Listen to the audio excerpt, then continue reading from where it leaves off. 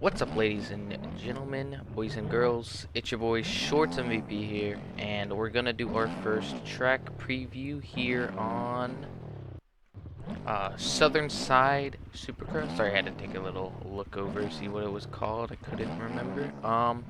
Spun a few laps before on a 250, and it is possible to ride this on a 250, but I just personally found it more fun and easier to ride on the 450, so we hopped over. Now, this scaling is a bit on the bigger side, so if you aren't one for bigger scaling, you probably won't necessarily vibe with the track as well, but at least me personally, I don't care about the scaling. Just if the track flows well and feels nice. Everyone scales their tracks differently. I have not really a taste. The only thing I'm not the biggest fan of are the really unrealistic tracks. So they can be fun, but at least for a game that is realistic, you know, I want to keep it the realism at a close thing. But a few different lines. It's not the most diverse in the rhythm sections. Okay, we're gonna case the double. That's cool. Like here, you can go double, triple, quad. I think it is. Case, and then you double into the corner, or you can just double, triple the rest of the way through. Here you can either triple, triple, double, or check up and head double, double, triple. It's a little bit of a stretch on the way out. Oh my. But like I said, a few different lines now are raceable lines. I'm not sure how many would be actually good for, like, if you were trying to make passes, switching up your rhythm. But I mean, every Supercross has the rhythm that you kind of want to hit, so it's not really that's not really a downside.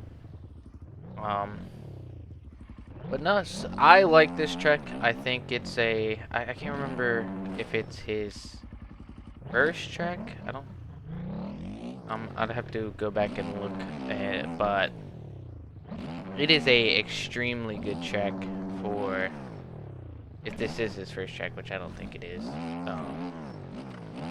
But it flows well. You can get a nice little flow going. At least for me. Gonna hit this quad here. Ah, quad again. Quad up. Nah, we casing. Land it. Yep. All right. Yeah, we just land in those. Now I gotta say, not quite sure how I'm gonna do this. This is my first time doing a kind of like a track preview or review. But not quite sure how to do it 100%. Well, we're gonna try it out, and I do want to say, for anyone who's actually watched my last two videos, I do want to cut back on my cursing. It's just been in my vocabulary for so long, but I don't think it's the most entertaining to watch. So I'm not gonna say I'm quitting cursing, because I don't want to just completely get rid of it, but I'm going to definitely cut back so that it's not like constantly being said. But as of the track, like I said, the scaling, it's more of a fun scaling instead of I guess a realistic. I do like how peaky the jumps are. It makes you have to be more precise. You can't really case, but you have enough room to where you can overjump. I was hitting this, bouncing, and then jumping through, because if you just go on top, at least for my skill level, it's really hard to skim without like getting out of shape. So I just go to jumping through, or if I do skim, I just slow down so I can make sure that I get on top. Now, as for a little bit I want to talk about, I wanted to post, so Detroit Amateurs, I qualified and made it to the main barely by the skin of my teeth. I wanted to make a video that take some of the stream and make a video, cut it in with Kelso's commentating. Shout out to IBS Kelso. But just I had a problem with my OBS, which might be having now. I haven't really checked it. It didn't record any audio other than my voice, and it just wouldn't have been a good video. So that just means I'm gonna have to make it next week and make a video about it. But as of for Detroit, I was struggling for like all the time I had on the check. I was struggling. I couldn't get past a 52-second lap time, and then just miraculously out of nowhere in qualifying, I ran a 50.6, which was good enough to get in. Oh my, hello, MX Bikes. Was barely good enough to, or I wouldn't say barely. I qualified like 23rd or something like that, because some people got disqualified for going too fast. One of them could have qualified for the pros and was in the amateurs, but he could have done it just to see like where he stacks up. To be fair, he might not have been trying to actually get in. He might have just been seeing where he stacks up against other people. Actually, not a bad method. But finally ran a 50.6. People in my call were telling me to go for another faster lap, but in my head, the way I ran that lap, if I didn't make it with the 50.6, then I just didn't have the pace to get in. Like there wasn't much more I could do with my skill level that would up my lap. Hello? What just happened there? That would lower my lap time at all. So I just practice my racing lines, being consistent, and almost all of that went out the window in Heat 1 and Heat 2, or Heat 1 and then LCQ. But we made it, ran top 3 for like half the race after coming back from like 9th. I managed to get to 3rd, eventually moved my way to 2nd, and just after about the 8-minute mark, made one mistake that turned into like I think 4 and knocked me back to 11. But recording this the day after the real life race, and I think I'm gonna upload it the same day. Depends on how editing goes. But the IRL races was pretty good, I'd say.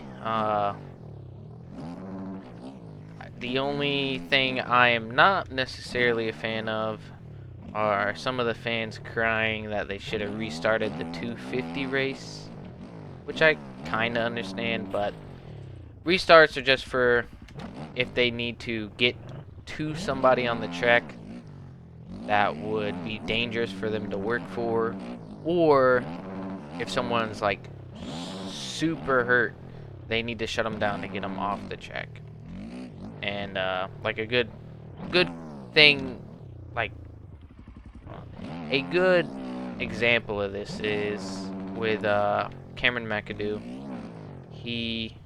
When he crashed, the only reason they red flagged the race was because to get him off of the over-under was a huge danger, because it's so steep. It would have been a nightmare trying to get him off of the over-under with the race going. So they red flagged it, not because he was injured, but because it was unsafe for them to get him off the track. And so that caused a little bit of stir, and I get it. But Yeah, so the main reason they did not red flag it is there was no danger. The only thing that you could argue is the bikes piled up in turn 1, but that was clear after the second lap. So like they came through one time and then after that it was all clear. So wasn't too dangerous. Other than that, the racing was pretty good up until the 450 main was super boring after about the first 4 minutes, but congrats to Forkner. He deserved a little bit of good luck after everything that happened to him. And Jet Lawrence, he had a bounce back that he needed. But enough about the races. It's almost just about time for me to wrap this up. I'm gonna be honest, I have no idea how I rode. I just started talking, and hopefully y'all enjoy. I'm not sure if I'll do this a ton. God. Well, I know I'm not doing good now. Double crash in the same corner. Anyway, this track's good. Don't know if I'll do too many of these, but maybe I will if y'all enjoy this, or maybe y'all want me to go over the races, like the real life races, more in depth. Just let me know. Let me know what y'all want in the comments below, and I will see you into the next video.